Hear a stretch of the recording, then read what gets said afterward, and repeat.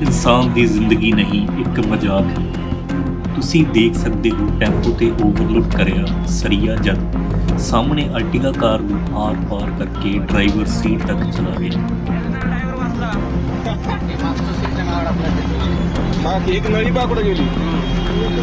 ਉੱਚੀ ਆਵਾਜ਼ ਵਾਲੇ ਡੀਜੇ ਤੋਂ ਲੈ ਕੇ ਓਵਰਲੋਡ ਅਤੇ ਗੈਰ ਕਾਨੂੰਨੀ ਟਰੱਕਾਂ ਤੱਕ ਆਮ ਇਨਸਾਨ ਦੀ ਜ਼ਿੰਦਗੀ ਅੱਜ ਵੀ ਉਹੇ ਜਿਹੀ ਲੱਗਦੀ ਹੈ ਜਿਵੇਂ 2 ਦਹਾਕੇ ਪਹਿਲਾਂ ਸੀ।